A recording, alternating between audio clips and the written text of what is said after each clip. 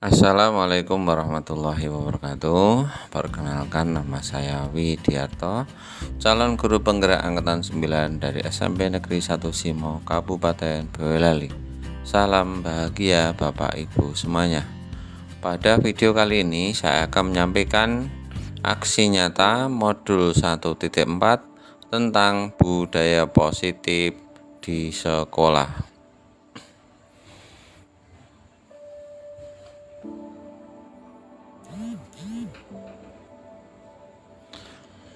Latar belakang yang saya ambil, budaya positif adalah keyakinan dan nilai yang disepakati yang menjadi kebiasaan bersama yang akan dilakukan secara terus-menerus sehingga menjadi suatu pembiasaan.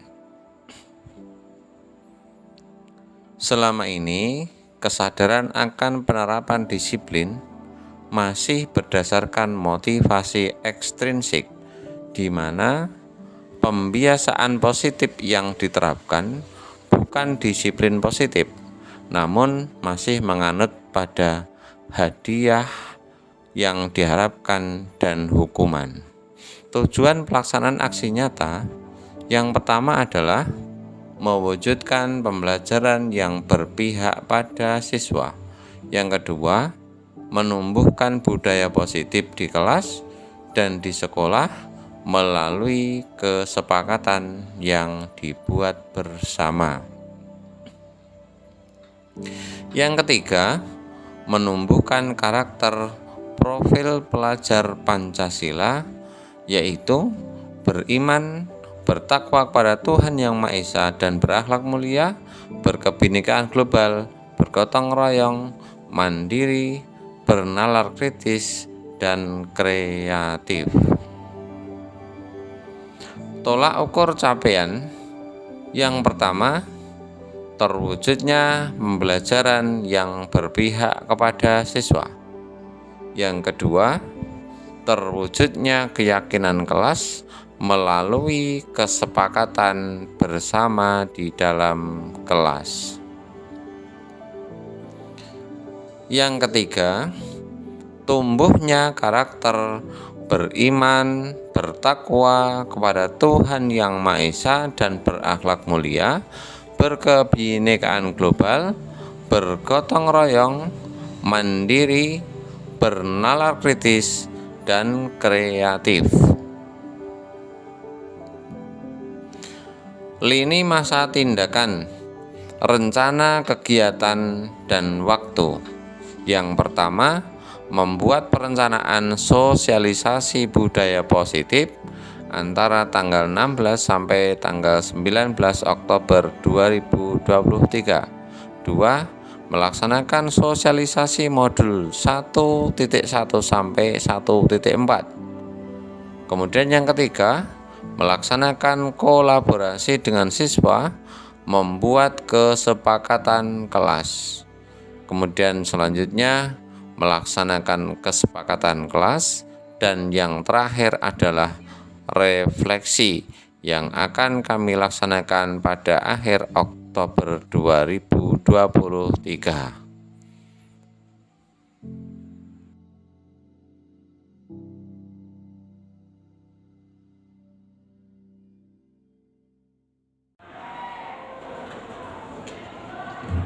Bismillahirrahmanirrahim. Assalamualaikum warahmatullahi wabarakatuh. Innal hamdalillah nahmaduhu wa nasta'inuhu wa nastaghfiruh wa na'udzu billahi min syururi anfusina wa min sayyiati a'malina.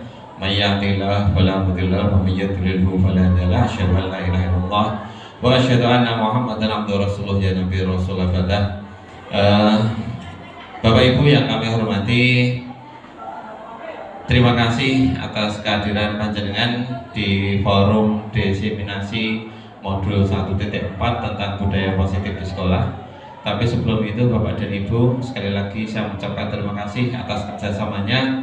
Kemudian untuk selanjutnya, marilah kita senantiasa mengajarkan puji syukur kepada Allah Subhanahu Wa Taala atas segala nikmat yang telah diberikan pada kita semuanya, sehingga pada siang hari ini kita bisa duduk bersama di sini, kita bisa saling berbagi pemahaman, saling berbagi pengalaman tentang materi yang akan kita sampaikan.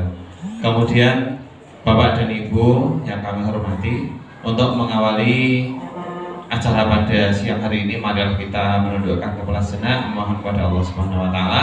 Semoga acara kita pada siang hari ini bermanfaat untuk kita semuanya, yang pasti diberikan kelancaran dan keselamatan. Berdoa menurut agama dan keyakinan kita masing-masing, dipersilakan.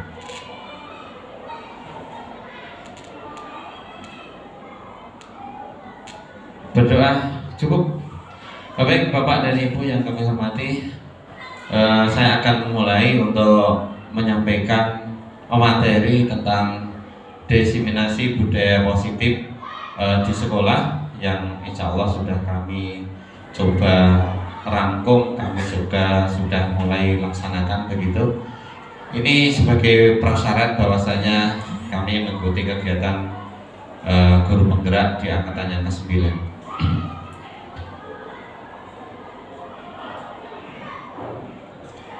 Tentang budaya positif Bapak dan Ibu.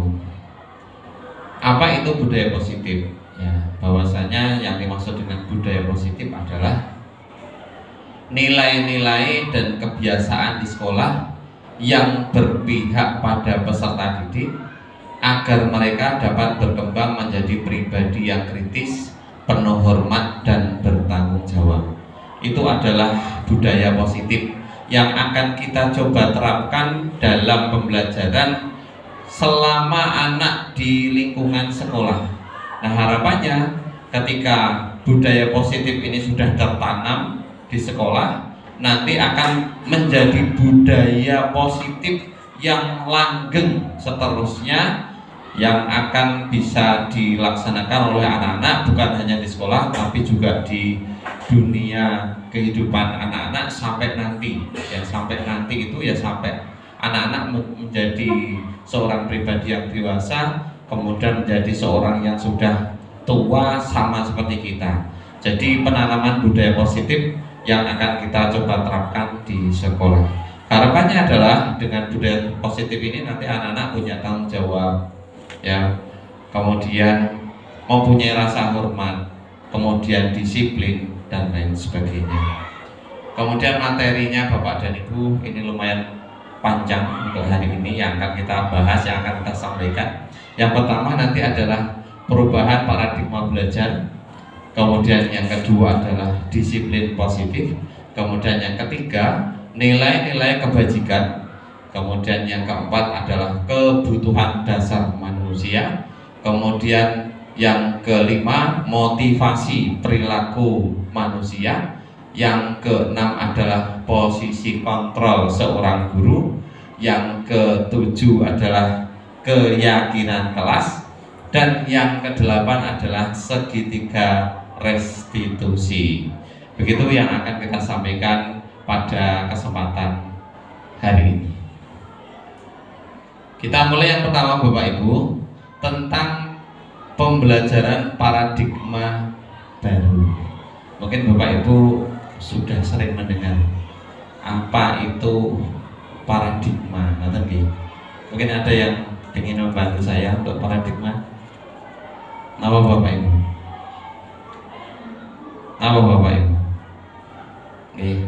Paradigma itu adalah sebuah keyakinan, ya, atau sebuah pemahaman, sebuah keyakinan yang mendorong seseorang untuk istilahnya melakukan sebuah tindakan. Itu adalah sebuah paradigma. Nah, pembelajaran paradigma baru merupakan pembelajaran yang dirancang berdasarkan prinsip pembelajaran berdiferensiasi, sehingga murid belajar sesuai dengan kebutuhannya masing-masing untuk mewujudkan profil pelajar Pancasila. Mau tidak mau Bapak Ibu, sesuai dengan kebutuhan, sesuai dengan tuntutan zaman, kita dalam mengajar, kita dalam mendidik anak-anak kita, itu adalah kita harus mengikuti, ya, menyesuaikan dengan kebutuhan murid-murid kita. Jadi nanti akan kita uraikan secara panjang lebar tentang kebutuhan dasar manusia. Nah, itu profil pelajar Pancasila, Bapak Ibu berperso semuanya, sudah paham semuanya. Di situ ada yang pertama adalah beriman dan bertakwa kepada Tuhan Yang Maha Esa, kemudian berkebinekaan global, kemudian bergotong royong, kemudian kreatif, bernalar kritis, dan mandiri. Jadi targetnya pembelajaran itu adalah mengikuti kehendak murid, yang harapannya adalah murid itu nanti bisa mewujudkan karakter, ya, karakter profil pelajar Pancasila. Nah, untuk membangun budaya positif di sekolah itu perlu menyediakan lingkungan yang positif juga. Jadi untuk membangun budaya yang positif itu juga lingkungan harus mendukung. Lingkungan yang mendukung itu yang bagaimana? Yang positif, yang aman dan nyaman. Sehingga dengan lingkungan yang nyaman, yang aman itu anak-anak bisa berpikir, bertindak dan mencipta dengan merdeka, mandiri dan bertanggung jawab. Nah, inilah tugas kita bersama Bapak Ibu, bahwasanya nanti kita harus bisa menciptakan suasana lingkungan yang positif yang mendukung pembelajaran siswa. Kemudian lazimnya disiplin itu dikaitkan dengan kontrol. Dalam hal ini kontrol guru dalam menghadapi murid. Ini sebagian besar kita mengalami semacam itu. Jadi selama ini kitalah yang mengendalikan murid, begitu. Jadi, paradigma yang semacam ini harus kita rubah sedikit demi sedikit, karena memang tuntutannya semacam itu. Ya, kita sebagai seorang guru itu tidak bisa merubah, ya, tidak bisa merubah arah tujuan dari anak. Kita hanya bisa mengarahkan saja, tidak bisa merubah. Jadi tidak bisa merubah, tapi hanya sekedar untuk mengarahkan, membimbing saja. Kalau istilahnya dalam konsep Ki Hajar Dewantara itu, bahwasanya anak itu terlahir itu sudah membawa kodrat alam. Jadi anak itu sudah membawa, ya, bibit-bibit yang dibawa. Ibaratnya ada sebuah garis yang di situ garisnya itu belum jelas. Garisnya jadi remang-remang. Nah, tugas kita itu hanya untuk memperjelas garis itu. Kita tidak bisa membuat garis untuk anak-anak kita, itu tidak bisa. Kita hanya memperjelas saja. Garisnya ini seono, cuma jadi remang-remang. Lah, tugas kita adalah memperjelas garis itu. Nah, itu tentang perubahan paradigma. Ada sebuah permasalahan sedikit Bapak Ibu, monggo dicermati. Ini umpamanya, ya, ada sebuah kasus macam ini, monggo nanti bisa dipraktekkan, ya. Nanti bisa dipraktekkan. Umpamanya ada si A dan si B, ya. Niki contohnya mawon nih. Mungkin ada yang mau menjadi peraganya. Monggo. Pak Rizky mungkin sama Pak Kemal yang muda, ya. Ya, Pak Rizky yang menjadi yang A. Ya, Pak Rizky yang menjadi A. Kemudian Pak Kemal menjadi siswa B. Adep-adepan, Mas. Ya, begitu. Umpamanya Mas Kemal itu Mas Rizky menggenggam. Nah, nyekel, menggenggam erat tangannya itu. Nah, usahakan pokoknya jangan sampai genggaman itu terbuka. Lah kemudian Pak Kemal tugasnya adalah merajuk atau membujuk Pak Rizky agar mau membuka tangannya tanpa skenario. Ini umpamanya begitu. Mau silahkan, bisa dipraktekkan ini, ya. Bisa praktekkan, ya. Jadi Pak Rizky mau ngekep tangannya jangan sampai lepas. Apapun alasannya, mau nggak terserah. Bagaimana? Padahal langsung nama Rizky gitu. Iya. Rizky, kamu kenapa tanganmu? Tidak tahu. Karena ini kamu ada apa kalau tanganmu? Apa itu kamu juga begitu kuat? Ini nanti kan menyakiti dirimu sendiri. Ayo, sudah dilepaskan. Ya bisa ya, Pak. Minta tolong. Ayo, sudah dilepaskan. Ayo, dilepaskan. Relax. Ada cerita. Lepas. Oke, makasih. Terima kasih. Oke. Ya. Ini hanya sebuah kasus, sebuah cerita Bapak Ibu. Oke. Jadi ini nanti kita akan dengan posisi kontrol kita. Pak Rizky itu adalah tadi rumahan menggenggam sebuah genggaman erat tangannya.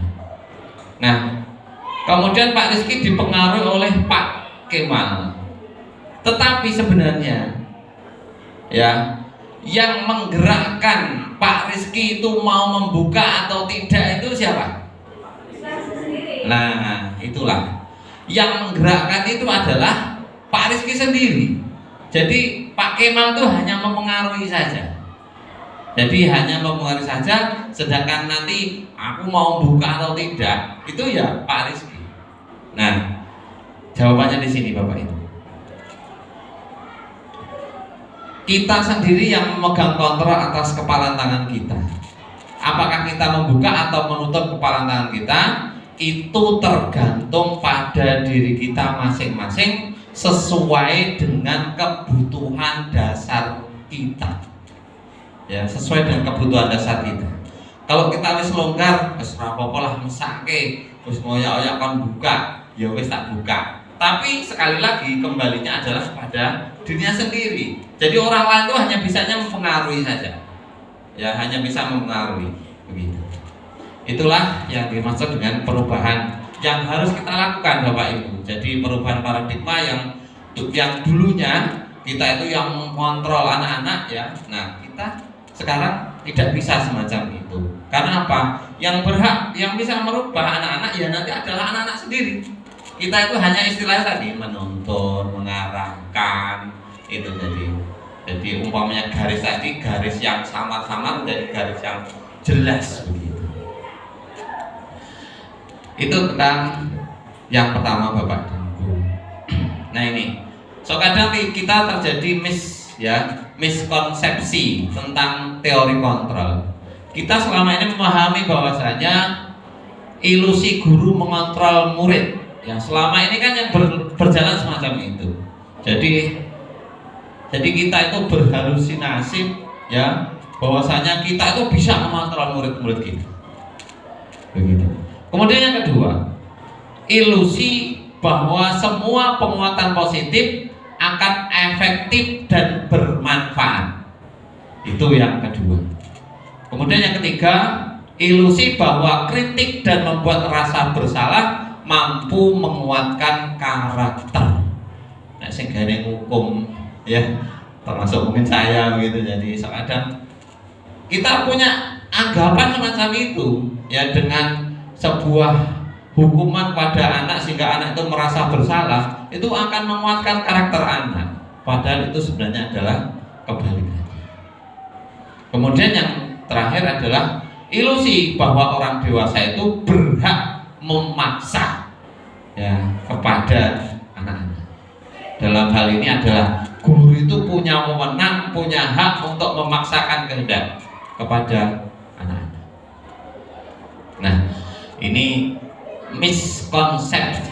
Jadi konsep yang selama ini kita pahami dan konsep itu ternyata itu tidak sesuai atau kurang pas begitu. Itu tentang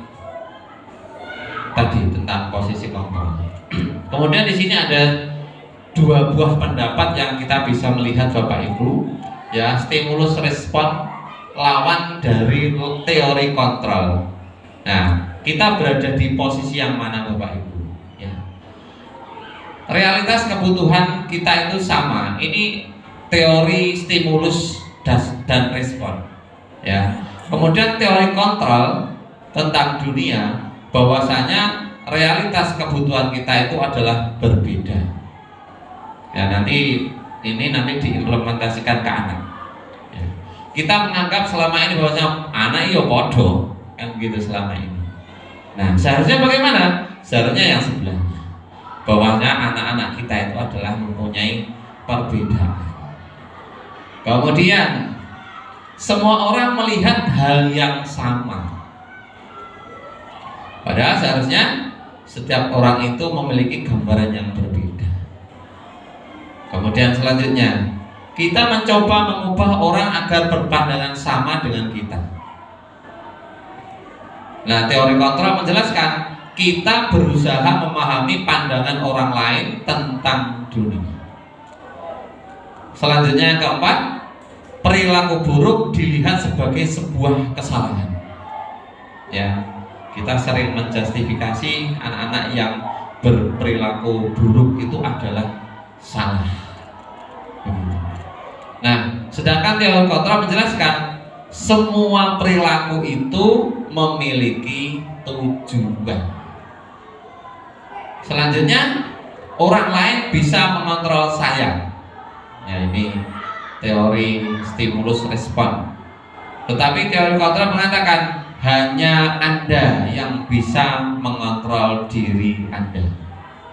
Kemudian saya bisa mengontrol orang lain. Ya, tapi teori kontrol mengatakan Anda tidak bisa mengontrol orang lain. Pemaksaan ada pada saat bujukan gagal. Nah, tadi ketika Mas Tama bujuk pertama gagal dibesok. Ya, gitu. Sedangkan teori kontrol menjelaskan kolaborasi dan konsensus menciptakan pilihan-pilihan baru. Nah, nanti di teori kontrol kemudian nanti ada namanya segitiga restitusi. Kemudian model berpikir menang dan kalah, yaitu dalam teori stimulus respon. Tetapi dalam teori kontrol menjelaskan jadi win-win solution, tidak ada yang kalah, semuanya adalah menang. Lanjut Bapak dan Ibu. Nah, ini ada sebuah gambar. Apa yang bisa Bapak Ibu bersani? Ya. Dari hadapan yang sini mesti melihat angka itu adalah angka 6, gitu. Tetapi dari sudut pandang yang sebelah sini maka akan muncul angka 9. Nah, ini apa berarti Bapak Ibu? Ya, tidak ada yang salah, kan begitu ya. Tergantung sudut pandangnya masing-masing. Begitu. Kemudian gambar yang kedua Bapak. Ini gambarnya pinter Pak Narno.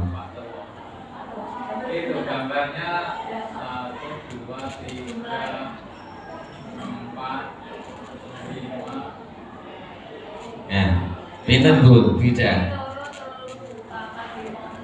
6. Pak Dodo pinter Pak Dodo. 4.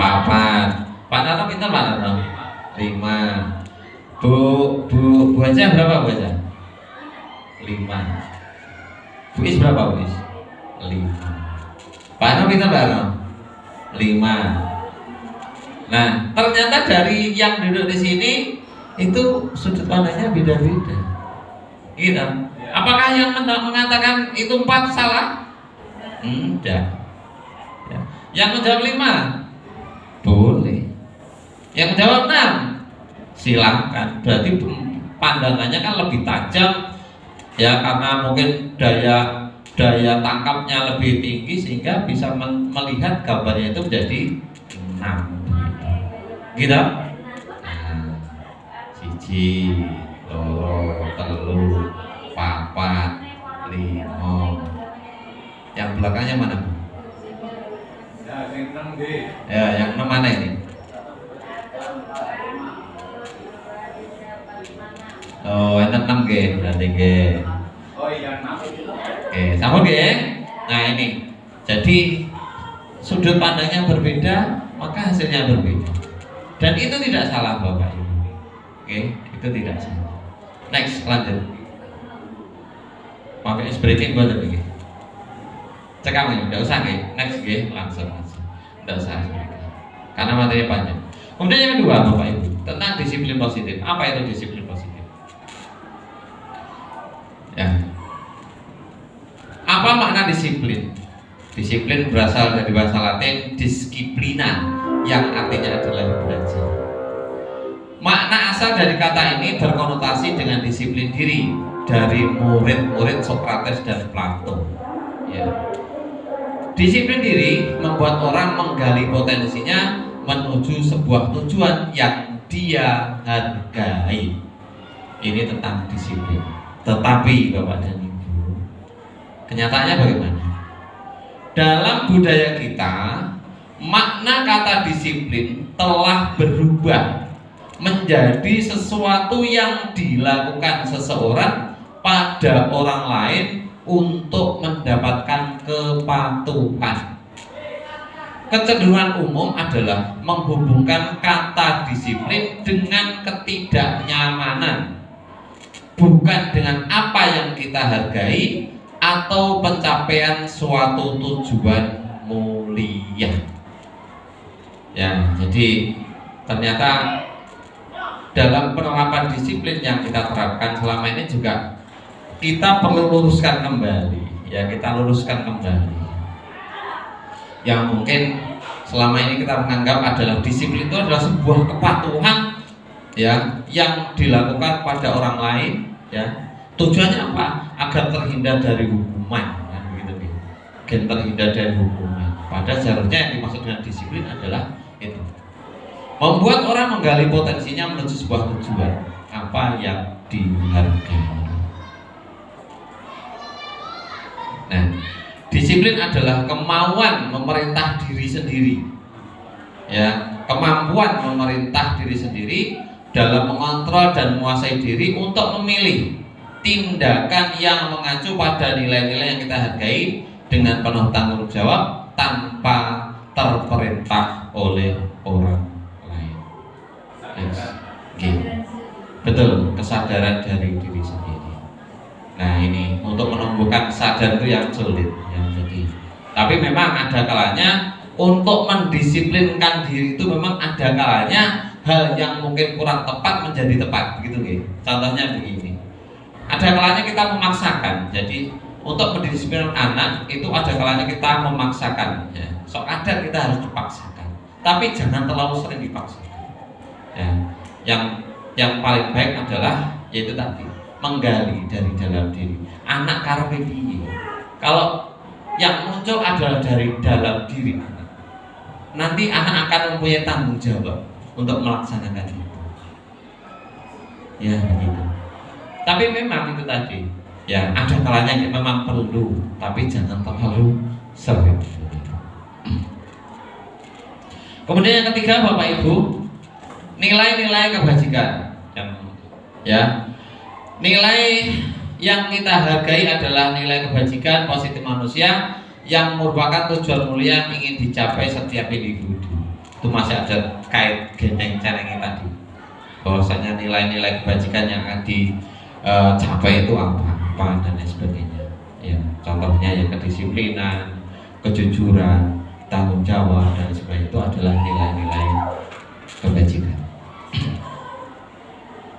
Nah, ini nilai kebajikan institusi atau organisasi, ya. Nilai-nilai kebajikan yang ingin dicapai oleh setiap anak manusia, dalam hal ini adalah anak-anak Indonesia, itu adalah dikenal dalam kurikulum Merdeka, dijadikan dari profil pelajar Pancasila.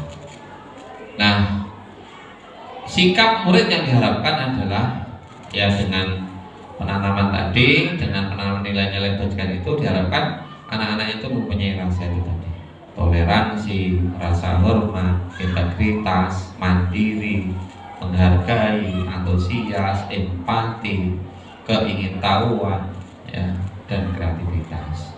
Kemudian dari segi life skillnya, keterampilannya, anak-anak nanti diharapkan, ya, jadi anak-anak yang jujur dapat dipercaya. Kemudian hatinya lurus, tulus, pendengar yang aktif, tidak merendahkan orang lain, kemudian bisa memberikan yang terbaik dan untuk dirinya sendiri. Next. Yang keempat, kebutuhan dasar manusia. Jadi ternyata setiap manusia itu mempunyai kebutuhan dasar, yang ternyata kebutuhan dasarnya itu nanti kalau diklasifikasi itu ada beberapa kelas. ya dikelompok-kelompokkan. Iya. Kebutuhannya apa Bu? Pak? Ya, nah, secara ekonomi itu ada kebutuhan primer, ada sekunder, ada kebutuhan barang mewah atau tersier kan ya. Kebutuhan primernya itu ya kebutuhan makan, sandang kan ya. Kemudian sekunder itu ya rumah, makan ini. Sekunder itu apa? Yang sekunder. Nah, sekunder apa? Ya pendukung, kebutuhan pendukung, fasilitas ya rumah, HP itu ya. Kalau kemudian yang tersier itu kebutuhan barang mewah itu ya mobil, kemudian villa. Tahu boleh Pak Tama? Termasuk nek Mas Tama off-road itu kebutuhan apa? Primer ya. Buat Mas Tama kebutuhan primer. Oke. Iya, kembali pada sudut pandang masing-masing. Oke. Nah, apa itu kebutuhan dasar Bapak Ibu? Adalah segala sesuatu yang kita lakukan untuk mendapatkan apa yang kita inginkan.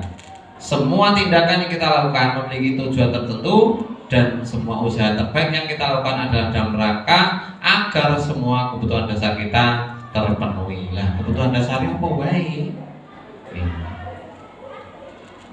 5 kebutuhan dasar manusia. Yang pertama adalah bertahan hidup. Ya. Sok ada yang tawuran, makanya kan termasuk bertahan hidup apa tadi Bu? Ya. Ya. Kemudian kasih sayang. Yang kedua.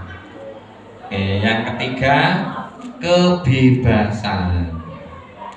Kemudian yang keempat kesenangan. Yang kelima penguasaan. Nah, 5 kebutuhan dasar ini melekat pada anak-anak didik kita. Kita harus bisa menyelami, kita harus mengetahui. Ketika anak mau mengikuti pembelajaran kita, ya, ketika anak membuat masalah, lah berarti ada satu atau mungkin beberapa kebutuhan dasar yang tidak terpenuhi. Contohnya begini, ya contohnya, diulang ngantuk. Nah, diulang ngantuk, diulang bertuwe. Nah, berarti di situ ada satu kebutuhan dasar dari siswa itu yang tidak terpenuhi, belum terpenuhi. Nah, kita tugasnya adalah memenuhi itu agar apa? Kalau sudah terpenuhi kebutuhan dasarnya, maka dalam pembelajaran itu bisa berjalan dengan baik. Lain menuhi ya, mau ngantukkan bubuk. Nah, gitulah. Itulah nanti kita sampai pada pembahasan terakhir yaitu tentang restitusi, ya, tentang restitusi. Ya, kita tidak boleh menghukum anak. Wah, kamu tidur weh, ngantuk weh, kamu yang coba lari di lapangan, piknik mo. Nah, tidak. Iya. Ya mungkin bisa jadi Pak, karena anak-anak kurang bebas juga bisa. Makanya dalam pembelajaran kita juga dianjurkan pembelajaran tidak harus di dalam kelas, boleh di luar kelas. Apakah bisa? Bisa Bapak Ibu. Matematika apa saged? Saged. Jaknya lapangan enek cagak gendera kae ukuran dhuwur pira. Umpamanya itu contohnya. Nah ini umpamanya. Nah ini adalah 5 kebutuhan dasar manusia. Ya. Jadi bertahan hidup, kasih sayang, kebebasan, kesenangan, dan penguasaan. Ya, ini ada sebuah kasus Bapak Ibu. Dinda seorang anak kelas 3 SD. Begitu tiba di rumah sepulang dari sekolah, menangis dan mengadu pada ibunya bahwa dia benci pada Ibu Rani gurunya. Menurut panjenengan tentang perasaan Dinda hari itu, apa yang akan Anda lakukan pada Dinda besok ketika Dinda masuk sekolah agar kebutuhan Dinda terpenuhi? Niki kira-kira Dinda ini kurang kebutuhan dasarnya sing kurang nopo? Kasih sayang, apa boleh? perhatian, apa boleh? Ya, kebahagiaan, kurang senang. Ini jawabannya ini. Jadi ini tadi narasinya tidak saya sampaikan masalahnya. Seharusnya kan narasinya saya sampaikan. Nah, ibu guru bilang aku tidak boleh bersenandung sewaktu mengerjakan tugas. Katanya kelas harus tenang, tidak ada suara. Kan nggak seru jadinya. Nah, ini pernyataan dari Dinda. Ya, berarti kebutuhan tentang apa? Kesenangan. Kemudian ibu guru tidak menyapaku hari ini, padahal aku pakai jepit rambut baru. Berarti pengen diperhatikan, kasih sayang, rasa diterima. Aku bosen, masa belajarnya cuma gitu-gitu aja, hanya pendengar tok. Nah, itu berarti apa? Kebebasan. Kemudian aku sebel, gambarku tidak rapi, malah ibu guru nunjukin ke teman-temanku di depan kelas. Nah, apa itu? Kebutuhan penguasaan. Nah, pun umpama memang pekerjaan anak itu memang kurang rapi, tetap kita itu memberikan apa ya istilahnya apresiasi positif. Ya, jangan sampai gambarmu elek menapik udah kain.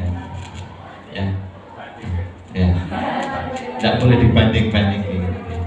Jadi itulah yang dimaksudkan kebutuhan penguasaan. Nah, yang kelima Bapak Ibu tentang motivasi perilaku manusia. Nah, ternyata setiap kita melakukan sesuatu pasti ada motivasi di balik itu. Kita betul. Pasti ada motivasi. Ada dorongan semangat. Nah, ini semua perilaku memiliki tujuan. Teori motivasi perilaku manusia ada dua teori motivasi itu. Yang pertama adalah motivasi eksternal, kemudian yang kedua adalah motivasi internal. Eksternal itu berarti motivasi yang datangnya dari luar.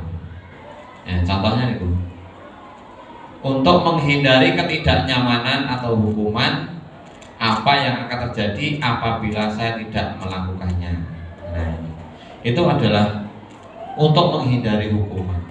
Jadi seorang siswa melakukan sesuatu hanya untuk menghindari hukuman. Itu adalah motivasi eksternal dari luar. Kemudian eksternal lagi untuk mendapatkan imbalan dari orang lain. Wah, aku nek biji apik, aku dikai hadiah Pak Guru. Nah, itu adalah motivasi eksternal. Nah, motivasi apa yang sebenarnya diharapkan? Ya, yang diharapkan muncul adalah motivasi internal, yaitu saya akan menjadi orang yang seperti apa bila saya melakukannya. Jadi menghargai dirinya sendiri. Jadi aku ini kok piye ya? Ya pokoknya gitu. Wah, aku kok nek ora garap aku kok piye? Ya. Aku kok nek garap, wah aku berarti tambah paham dan sebagainya. Jadi harapannya itu. Jadi motivasi yang muncul dari dalam diri sendiri. Sebenarnya juga kurang pas juga. Tapi sekali lagi jawaban yang saya sampaikan, tidak mengapa, yang penting jangan sampai membuat anak itu akhirnya apa yang dilakukan anak itu hanya untuk mengharapkan itu Pak. Jadi soknya kalau hanya ribet hukuman, akhirnya anak itu mengerjakan tuh, wah besok gini tuh hadiah. Nah itulah ya. Jadi nah itu. Nah akhirnya ketika jenengan boten tidak atau jenengan tidak membawa hadiah yang dibawa, anak tidak mau mengerjakan. Nah itu. Nanti gitu. Jadi sekali waktu monggo tidak apa-apa ya, ribet itu dipersilakan. Nah ini tentang hukuman, konsekuensi dan restitusi. Jadi hukuman biasanya kan hanya tiba-tiba, kemudian bersifat satu arah. Murid tidak tahu apa yang akan terjadi karena murid tidak dilibatkan. Kemudian hukumannya bisa berupa fisik atau psikis. Kemudian kalau konsekuensi itu terencana, ada aturan tertib, bersifat dua arah, murid dilibatkan, murid menjadi tidak nyaman, guru selalu akan selalu monitor muridnya, itu kalau konsekuensi. Lah harapannya adalah yang di sini Bu, yang restitusi. Jadi proses menciptakan kondisi bagi murid untuk memperbaiki kesalahan. Kemudian proses kolaboratif yang mengajarkan murid untuk mencari solusi sendiri. Nih, lanjut. Terus pokoknya gas. Nah ini kita termasuk hukuman atau konsekuensi Bapak Ibu. Yang pertama, mencatat 100 kali di dalam buku kalimat saya tidak akan terlambat lagi karena terlambat sekolah. Anak-anak terlambat akhirnya dikonmulis di buku ping 100. Niku hukuman napa konsekuensi? Hukuman. Lari mengelilingi lapangan basket 2 kali karena terlambat hadir di sekolah. Hukuman. Membersihkan coretan yang dibuatnya di meja tulis. Konsekuensi. Nah, pun paham nggih Bapak Ibu. Nah, jadi itu tadi, jadi konsekuensi. Menggantikan kertas tugas teman yang telah dicoret-coret. Konsekuensi. Murid diminta untuk push up 15 kali karena tidak menggunakan masker sekolah. Hukuman. Berjemur di lapangan. Hukuman. Bapak Ibu nanti kan?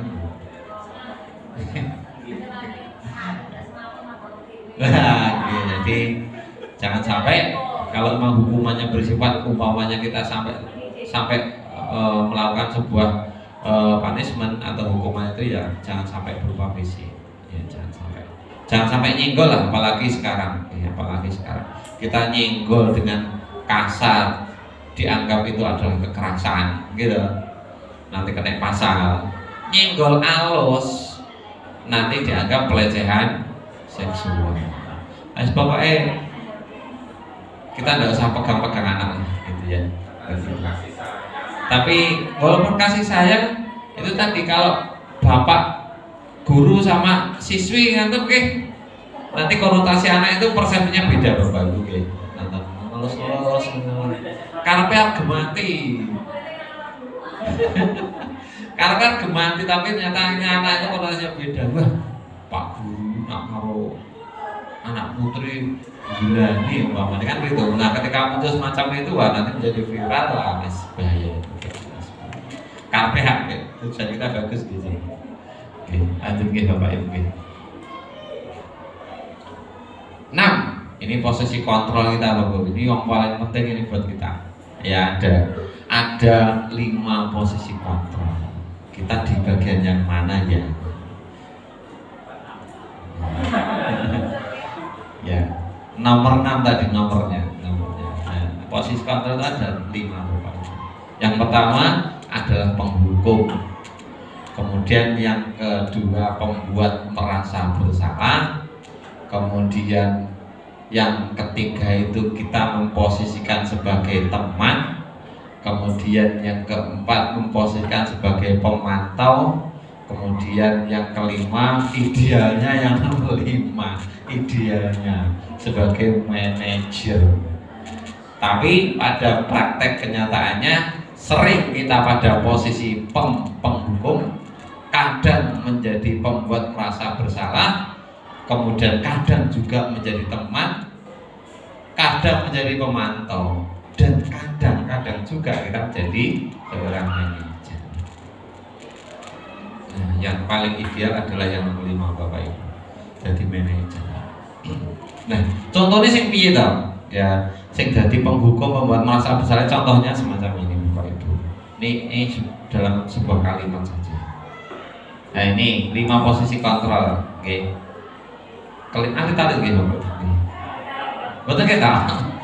Contoh dalam perbuatan guru. Ya, kalau posisi penghukum itu dengan bahasa yang tinggi, ya, bahasa yang tinggi, menghardik, menunjuk-nunjuk, menyakiti, menyindir. Nah, itu guru perbuatan macam itu dalam posisi penghukum.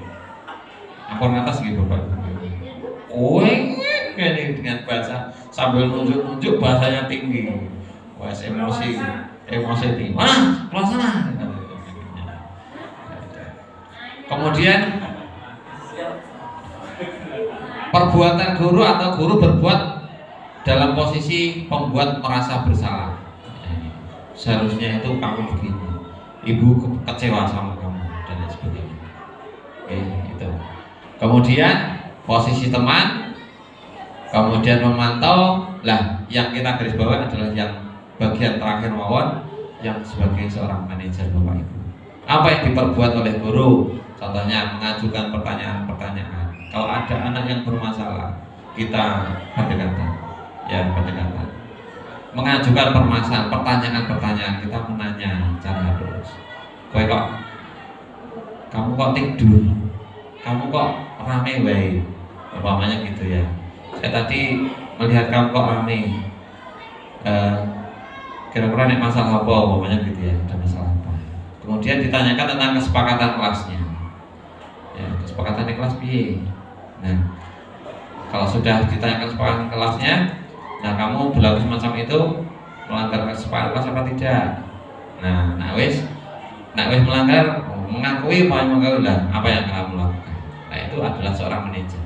Jadi menanyakan dengan bahasa yang lembut. Begitu. Kesepakatan kelas itu sebetulnya juga bagus sebenarnya. Belum tentu mewakili per individu. Begini Bapak. Oke, terkait kesepakatan kelas nanti ada pembahasan khusus, nanti semoga cukup ya. Jadi kesepakatan kelas itu nanti bahwasanya tahapannya bukan langsung kita membuat kesepakatan. Jadi nanti kita bisa mengidentifikasi iki cek peraturan atau ini sudah menjadi kesepakatan, kan begitu. Jadi ada peraturan, beda loh antara peraturan dan kesepakatan. Itu nanti harus kita bisa membedakan. Oke, ini jadi guru berkata semacam itu, apa yang kita yakini, apa yang bisa kau kerjakan untuk membagi masalah ini. Kemudian hasilnya memanfaatkan pribadi, kaitan dengan dunia berkualitas. Murid akan meletakkan diri kita sebagai seorang guru itu adalah individu yang positif dalam dunia yang berkualitas.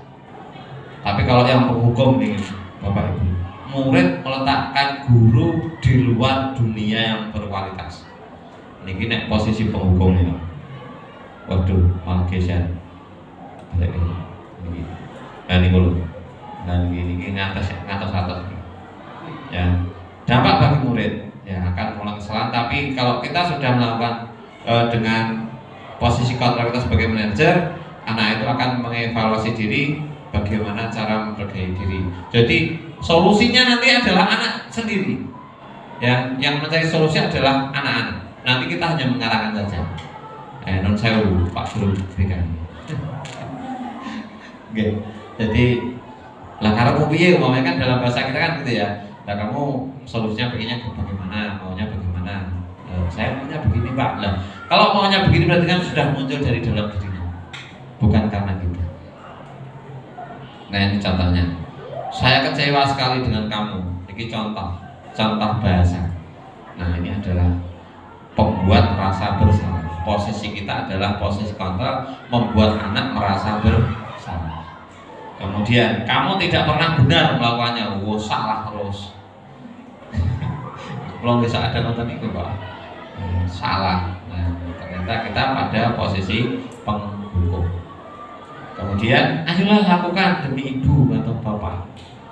Ini adalah teman, betul. Ya, posisi kita sebagai teman. Kemudian, apakah kamu mau mendapatkan stiker bintang hari ini?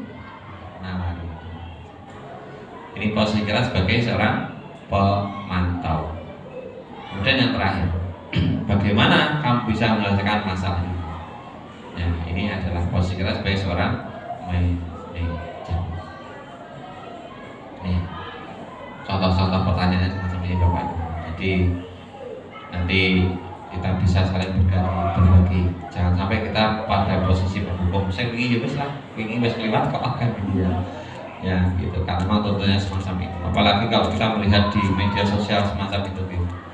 Saya khususnya sebagai seorang guru agama, ketika saya melihat ada teman saya yang di meja hijaukan, ya yang dituntut dengan nominal yang begitu fantastis, seorang guru agama didenda 50 juta gara-gara sepeda ngoyak-ngoyak anak untuk sholat dengan bahasa yang mungkin agak kasar.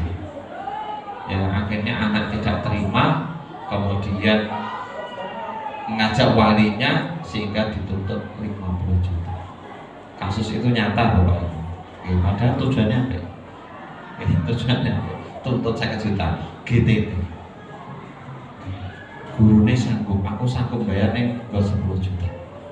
Padahal guru itu sudah rumongso wis ngakoni salah, nek memang aku salah, ya wis aku minta maaf, sudah minta maaf. Tapi ternyata si anak itu begitu keras sekali.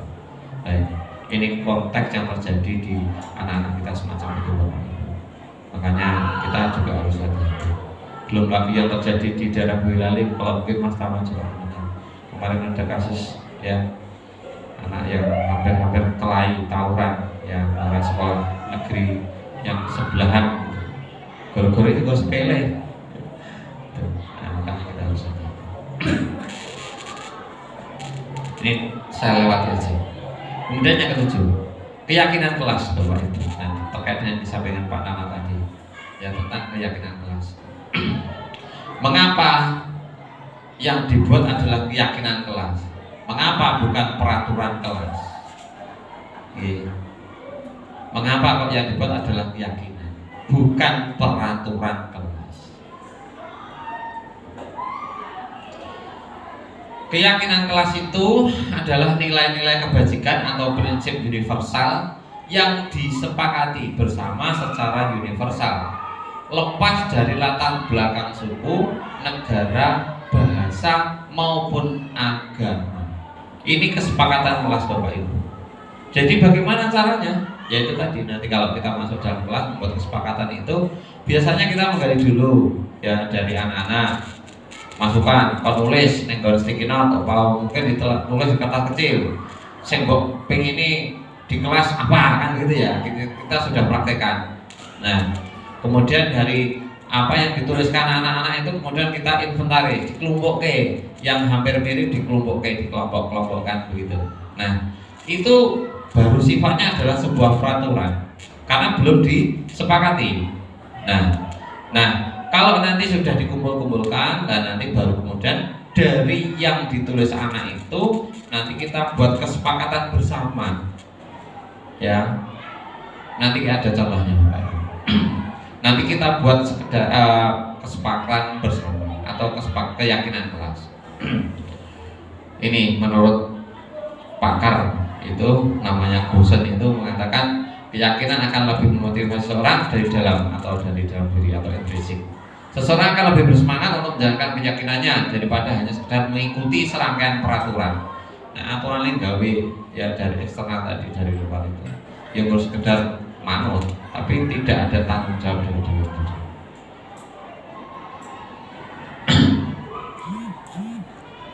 Pembentukan keyakinan kelas bersifat abstrak daripada peraturan yang lebih rinci dan konkret.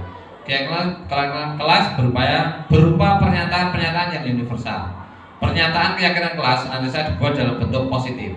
Keyakinan kelas hendaknya tidak terlalu banyak sehingga mudah diingat dan dipahami. Semua warga kelas sebaiknya ikut berkontribusi dalam membuat kegiatan keyakinan kelas lewat curah pendapat. Kemudian bersedia meninjau kembali keyakinan kelas dari waktu ke waktu. Itu tentang keyakinan kelas. Nah, ini contohnya perbedaan antara peraturan dan keyakinan Bapak Ibu. Contoh di sini selalu mengembalikan buku di tempat. Ini kan baru berupa peraturan. Oke. Baru berupa peraturan yang ditulis anak-anak. Dari curah pendapat tadi ditulis di sini. Dilarang mengganggu orang lain. Hadir di sekolah 15 menit sebelum pembelajaran dimulai. Dilarang melakukan kekerasan. Dilarang menggunakan narkoba, bergantian atau menunggu giliran, gunakan masker dan lain sebagainya. Itu adalah peraturan. Nah, dari yang dituliskan anak berupa peraturan-peraturan yang dikehendaki itu, kemudian dibuatlah sebuah keyakinan kelas nilai kebajikan. Selalu kembalikan buku ke tempatnya. Keyakinan kelasnya apa itu? Tanggung jawab. Kemudian dilarang mengganggu orang lain. Kita buat keyakinan yang berarti bahasanya itu adalah yang positif. Berarti apa? Menghormati orang lain dan diri sendiri dan seterusnya. Jadi keyakinan kelas itu adalah nilai kebajikan yang ingin dicapai, ingin dituju, yang sifatnya adalah positif. Ya, kalau yang di peraturan itu kan Sekadang sifatnya itu masih sifatnya negatif kan begitu ya. Contohnya negatif ini umpamanya dilarang. Kemudian kita merubah menjadi sebuah keyakinan. Ya, merubah bahasanya. Ya. Ngoten nggih Bapak Ibu nggih tentang keyakinan kelas. Hasilnya tujuan dari peraturan. Oke. Kita waktu sekolahnya itu tujuannya biar anak ikutan. Ini jadi anak itu kan diminta untuk menuliskan kan gitu ya. Nah, dari tulisan-tulisan yang dibuat oleh anak-anak itu baru sifatnya adalah peraturan yang diharapkan. Ya, peraturan, aturannya begini-begini. Nah, dari peraturan itu kemudian dituliskan keyakinan kelas, dikorelasikan dengan itu tadi nilai yang ingin dituju. Nilai yang dituju itu apa toh? Namanya gitu ya. Umpamanya selalu kembalikan buku di tempatnya ya nek bar maca kembalikan tempatnya. Nah, itu adalah nilai kebajikannya atau keyakinan kelasnya atau kita bisa membuat atau menuliskan tanggung jawab. Gitu loh. Nanti nggih bisa dipahami Bapak Ibu nggih. Oke. Lanjut. Ini membuat keyakinan kelas. Ini gambarnya ya ketok pintu dan beri salam sebelum masuk. Kemudian keyakinan kelasnya sikap jujur, tanggung jawab, saling menghargai, ramah, sopan, peduli, menyimak dengan baik dan lain sebagainya. Itu tentang keyakinan kelas itu ada sekali lagi. Kalau saya boleh menggarisbawahi, keyakinan kelas itu adalah yang ingin dituju, nilai kebajikan yang dituju.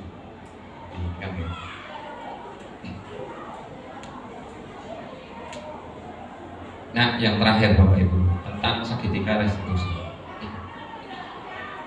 Segitiga restitusi. Ini sudah beberapa kali kita mengikuti ihtihadat tentang segitiga restitusi. Tetapi kadang sebenarnya kita itu sudah melakukan. Ini orang ngerti istilah ya. Oke. Wis dene tak nglakoni pendampingan terhadap anak ketika anak itu punya masalah, apalagi masternya seorang guru BP, itu mesti setiap hari ya melakukan itu. Tapi orang ngerti istilah-istilah ya gitu. Orang ngerti istilah-istilah ya tentang segitiga restitusi. Ya. Proses menciptakan kondisi bagi murid untuk memperbaiki kesalahan mereka sehingga mereka bisa kembali pada kelompok mereka dengan karakter yang lebih kuat. Ini. Jadi proses ya menciptakan kondisi bagi murid untuk memperbaiki kesalahan sehingga mereka bisa kembali pada kelompok mereka dengan karakter yang lebih kuat. Jadi umpamanya ada anak yang sedikit bermasalah, maka kita dengan penyelesaian restitusi itu harapannya adalah itu tadi. Anak bisa kembali pada kelompoknya dengan membawa karakter yang lebih kuat dan lebih baik. Melalui restitusi, maka dapat membantu siswa menjadi lebih memiliki tujuan disiplin positif serta memulihkan dirinya setelah berbuat salah.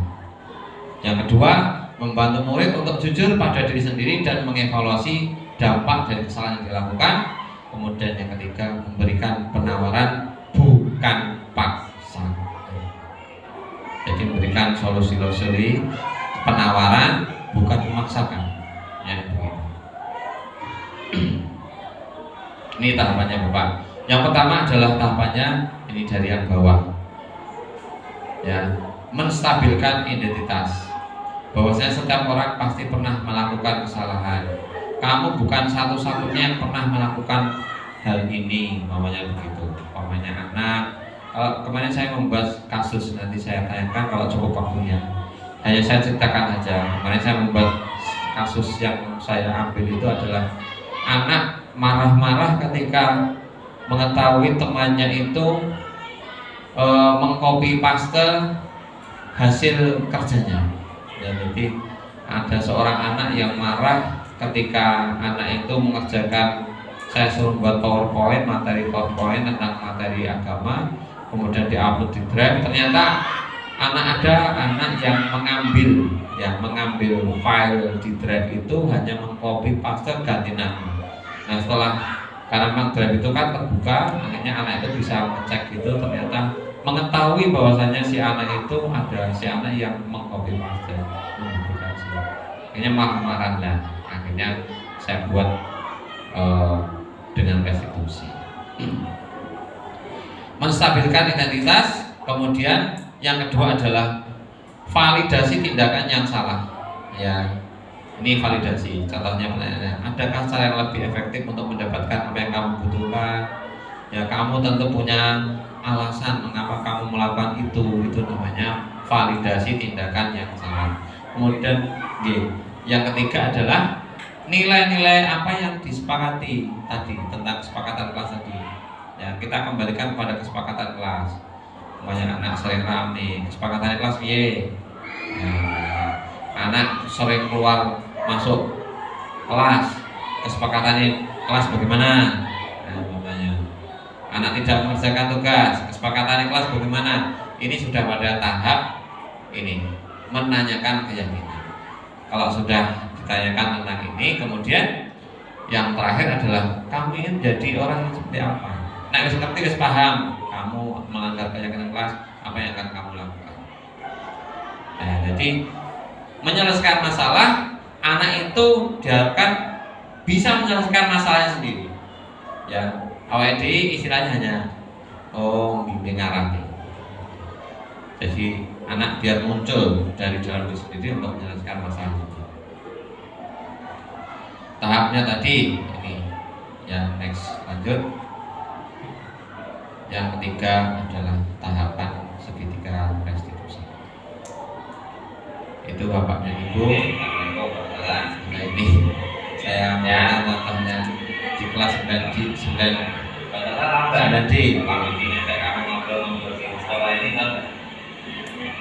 Oh, nggak tahu. Lanjut ya. Assalamualaikum warahmatullahi wabarakatuh. Perkenalkan, nama saya Salsabila Zahra, siswi kelas 9D SMP Negeri 1 Simo. Saya sangat senang sekali diajak berdiskusi dengan Pak Widi untuk mengendalikan amarah dari perilaku teman sekelas saya. Karena dengan kesabaran akan lebih banyak manfaatnya daripada saya mudah marah dan emosi serta tidak mengendalikan diri. Saya harus banyak belajar bersabar antar teman. Terima kasih Pak Widi atas ilmunya. Semoga bermanfaat. Wassalamualaikum warahmatullahi wabarakatuh. Ya. Demikian Bapak dan Ibu yang bisa saya sampaikan pada kesempatan siang hari ini. Mengakhiri apa yang saya sampaikan, saya sekali lagi mengucapkan banyak terima kasih kepada Bapak Ibu atas kerjasamanya selama 1 jam membersamai kami untuk melakukan diseminasi modul 1.4 terkait budaya positif di sekolah. Semoga yang saya sampaikan ini bermanfaat untuk kita semuanya. Kedepannya kita bisa mengaplikasikan dalam pembelajaran kita, dalam membersamai anak-anak kita, mendidik anak-anak kita. Yang mindset dulu kita tinggalkan, yang mungkin selama ini kita dalam posisi kontrol sering menghukum anak, ya dalam kaitan posisi kontrol, yang mungkin selama ini kita belum menggali tentang kebutuhan dasar anak-anak kita. Pokoknya seperti awal dimulang, tekodes, buka LCD, perhatikan, kerjakan dan sebagainya. Padahal kebutuhan anak kita belum tahu. Nah, inilah beberapa hal yang saya sampaikan. Ya, semoga bermanfaat. Sekali lagi bisa kita terapkan dalam pembicaraan kita. Ya, kalau dalam istilah agama Islam itu antobak setapak demi setapak. Karena untuk merubah secara langsung itu adalah sebuah hal yang sulit bagi kita. Ya. Mungkin itu yang bisa saya sampaikan pada Bapak dan Ibu pada kesempatan siang hari ini.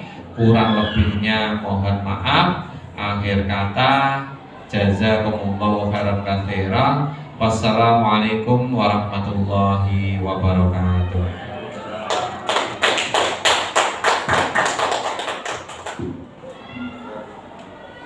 Setelah kami melakukan diseminasi, kemudian kami melanjutkan masuk ke kelas untuk membuat keyakinan kelas. Keyakinan kelas adalah nilai-nilai kebajikan atau prinsip universal yang disepakati bersama secara universal, lepas dari latar belakang suku, negara, bahasa, maupun agama. Suatu keyakinan akan lebih memotivasi seseorang dari dalam atau unsur intrinsik. Seseorang akan lebih bersemangat untuk menjalankan keyakinannya daripada hanya sekedar mengikuti serangkaian peraturan. Pembentukan keyakinan kelas. Yang pertama, keyakinan kelas bersifat abstrak daripada peraturan yang lebih rinci dan konkret. Keyakinan kelas berupa pernyataan-pernyataan yang universal. Pernyataan keyakinan kelas senantiasa dibuat dalam bentuk positif. Keyakinan kelas hendaknya tidak terlalu banyak sehingga mudah diingat dan dipahami.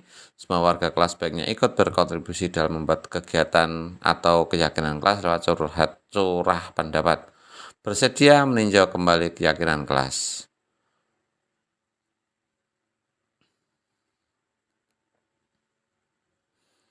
Kami contohkan semacam itu. Demikian aksi nyata yang bisa kami buat. Masih jauh dari kesempurnaan, tetapi saya akan selalu berusaha. Kata moto saya, jangan pernah berhenti belajar karena kehidupan tak pernah berhenti mengajarkan kepada kita. Akhir kata, billahi taufiq wal hidayah. Wassalamualaikum warahmatullahi wabarakatuh.